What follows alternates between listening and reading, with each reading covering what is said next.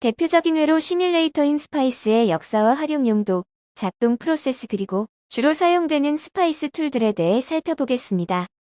스파이스는 시뮬레이션 프로그램 위드 인티그레이티드 서킷 엠파시스의 약자로 직접 회로 시뮬레이션 프로그램이라고 해석되며 전자회로 시뮬레이션 소프트웨어입니다. 1973년 캘리포니아 버클리 대학에서 개발된 회로 시뮬레이터로 버클리 스파이스 혹은 간략히 스파이스라고 합니다.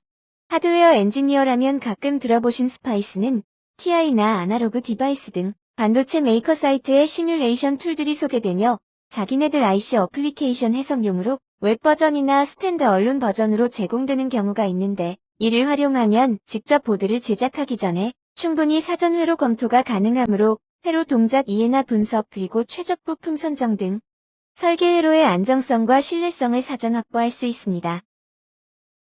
스파이스의 역사와 변천 과정을 보면 첫 번째 버전인 스파이스는 1973년 포트런으로 작성되어 릴리즈되었습니다. 수치 계산 프로그램에 적합한 포트런을 사용하여 만들어진 스파이스 시리즈는 개선과 기능 추가의 과정을 거쳐 스파이스 2G6로 업그레이드 됩니다. 즉 스파이스 2G6가 대표적인 상용 스파이스 툴인 P스파이스와 H스파이스의 베이스가 되었습니다. 스파이스 2G6 이후 업그레이드된 버전이 스파이스 3이며 C 언어로 제작되었습니다. 그 후 스파이스 3F5가 마지막 C 언어판 스파이스가 되었습니다. 스파이스 2G6를 베이스로 만들어진 P스파이스와 H스파이스에 대해 알아보면 P스파이스는 케이든스 툴로 아날로그 디지털 및 혼합 신호 회로 시뮬레이션이 가능하여 주로 산업계나 학계의 시스템 레벨 회로 해석용으로 사용됩니다. H스파이스는 시놉시스 4툴로 높은 정확도와 빠른 시뮬레이션이 특징적이며 반도체 산업에서 복잡한 집적 회로를 설계하고 검증하는 데 널리 사용됩니다. H스파이스는 대규모 회로를 처리할 수 있으며 몬테칼로 분석, 감도 분석 및 통계 분석과 같은 반도체 설계를 위한 고급 시뮬레이션 기능을 포함합니다. 시스템 레벨 해석 툴은 P스파이스 외에 여러 밴드들이 유사 툴을 개발 보급하고 있습니다. 스파이스의 회로 시뮬레이션 과정, 즉 회로 해석 수순을 살펴보겠습니다. 당연하겠지만 우선 회로를 입력하고 무슨 해석을 할 것인지 정하고 그리고 해석을 수행하면 최종 결과물이 출력되는 구조이겠죠. 우선 사용자가 작성한 회로의 네트리스트와 모델 정보, 그리고 해석 조건을 스파이스 엔진이 입력하다.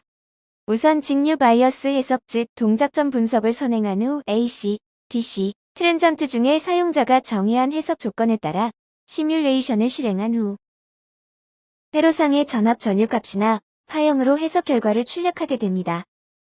직류 바이어스 해석 즉 동작점 분석은 디폴트 해석으로 회로가 직류 바이어스가 걸려 정상적인 작동 상태인지 선행 분석하는 과정이라고 보면 됩니다.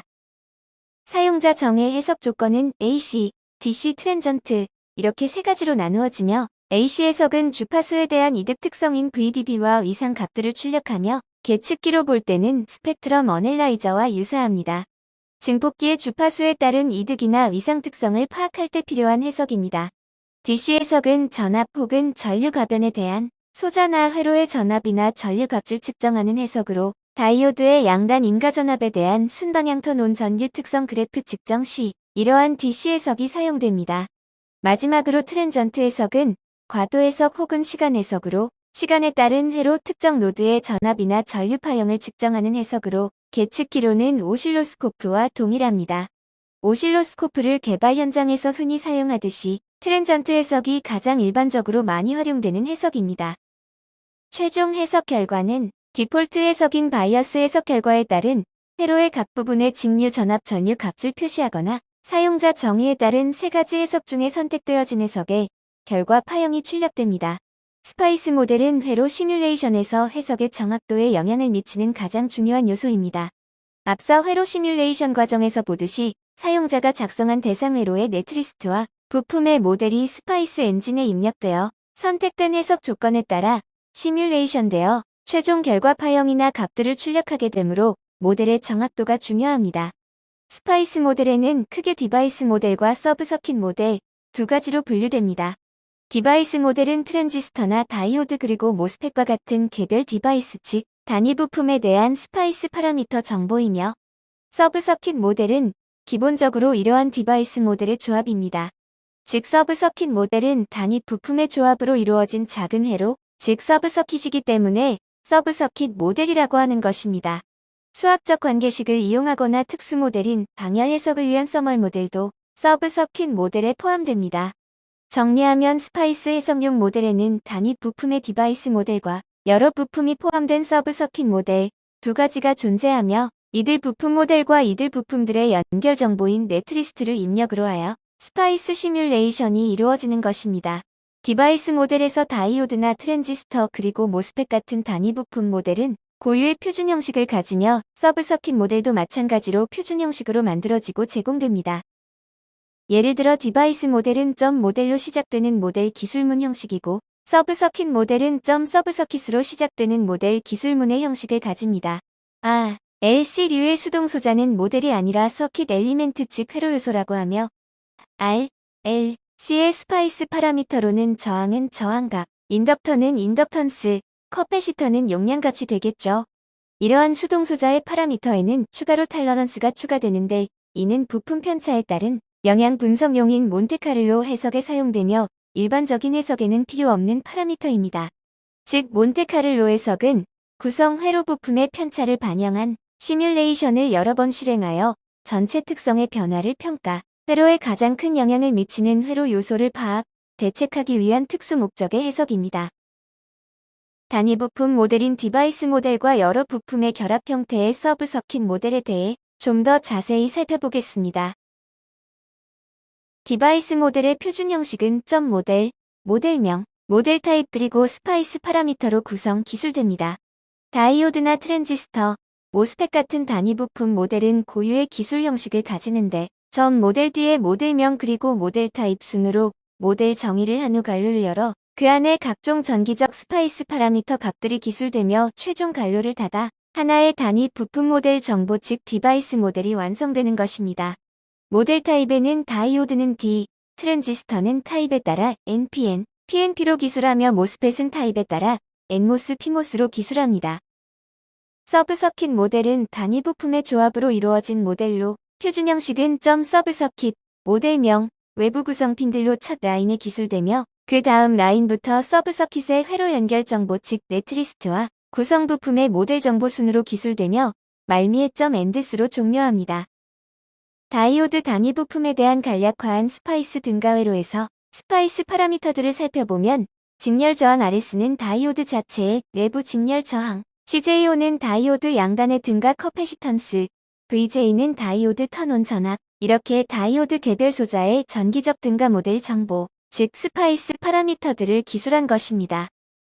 단위 부품인 모스펫에 바디 다이오드가 결합된 모스펫은 서브서킷 모델이 되며 일종의 작은 회로이므로 회로 연결 정보 즉 네트리스트와 구성 부품의 디바이스 모델 정보가 포함된 서브서킷 모델 형식을 가지게 되는 것입니다.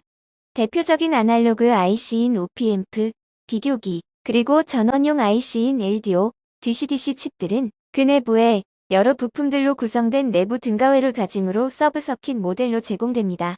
일부 반도체 메이커는 이러한 IC류의 내부 정보 유출을 방지하기 위해 인크립션 형태의 암호화된 서브서킷 모델을 제공하기도 합니다. 업계의 상용화 혹은 무료로 제공되는 스파이스 툴들에 대해 살펴보겠습니다.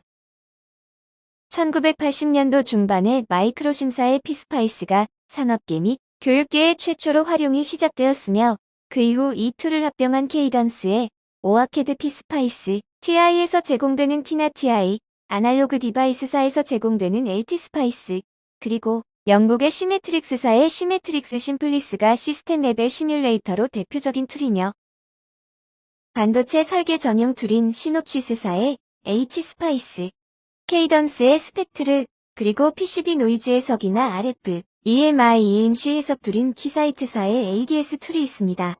이러한 반도체 설계용이나 EMC용 툴은 억 단위의 고가 툴이 대부분입니다. 반면에 시스템 레벨 시뮬레이터는 무료로도 많이 제공되고 있어 이러한 툴들의 인류 적절한 활용을 통해 설계 최적화뿐만 아니라 설계자 본인의 회로 설계 능력 함양에도 많은 도움이 됩니다. 당연한 얘기지만 이들 시스템 레벨 시뮬레이터는 3대 주요 해석인 AC, DC, 트랜전트 해석 모두 지원하며 각 툴마다 어느 정도의 기본 모델들을 제공하기 때문에 일반적인 회로의 해석용으로는 무리 없이 사용이 가능합니다. 마이크로 심사의 피스파이스 툴을 이용한 단순 시리즈 레귤레이터 회로의 해석 결과입니다.